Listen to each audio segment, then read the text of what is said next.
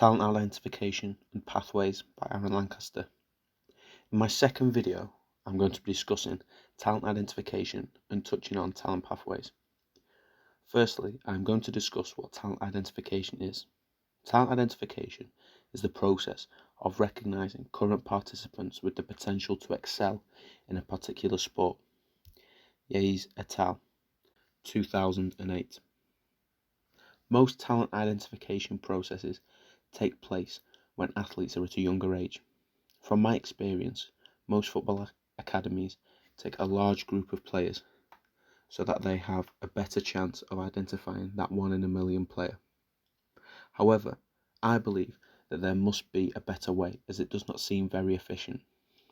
This is proven by the current stats, which state that 1.4% of soccer players who play at a school level proceed to turn expert football players, though it is under 1% of football players who go to a club regularly by the age of 9 who really come to the professional position. Premier Football UK 2022. There are many different disadvantages and risks to talent identification, but one of these is the high chance of failure for both athlete and coach. This is due to the high number of players in academies and the low number of professional contracts given.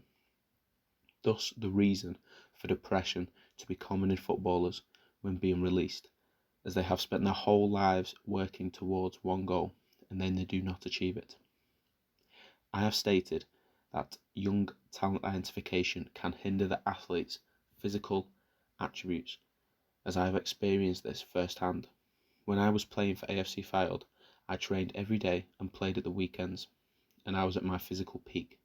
But when I went to university, I could not train every day, which resulted in my physical fitness decreasing. Another reason why I believe that talent identification should not be done at a young age is that the athlete still has many changes in their lives, both physically and psychologically, which can alter their talent levels. However, one positive to talent identification at a young age is that coaches can build coach-athlete relationships with the players, which can create a better learning environment and allows the players to be more confident with asking questions, which can aid development. Once a player has been identified, they will go into talent or performance pathways, which is described as a roadmap that brings an athlete through the stages of long-term athlete development, while breaking down the levels of competition or events that fall within each stage. Mesure 2019.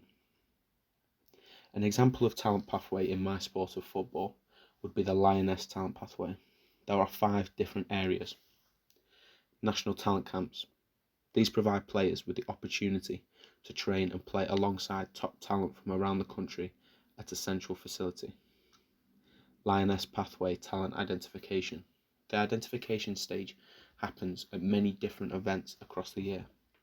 These events try to identify any current talent or players that need to be watched for future talent identification programs. Advanced coaching centers.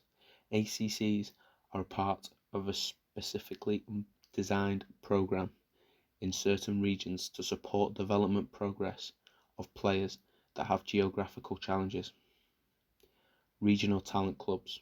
RTCs cater to under 10s to under 16s and work alongside ACCs to provide a minimum of 3 hours of training per week and all players to take part in a fixture program.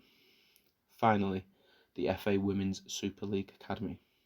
The FAWSL exists for 3 main reasons: to develop every aspect of a player who has the potential to become a professional and have a paid career in the game, to create a pathway for England teams who are ready to win major trophies, to ensure aspiring professionals' education and career needs are met whether they subsequently have a professional career or not.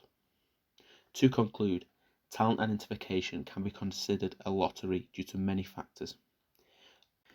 As discussed in the first video, talent is difficult to measure, and it is also difficult to identify, and now we discussed that identifying young can also cause some challenges for both coach and athlete.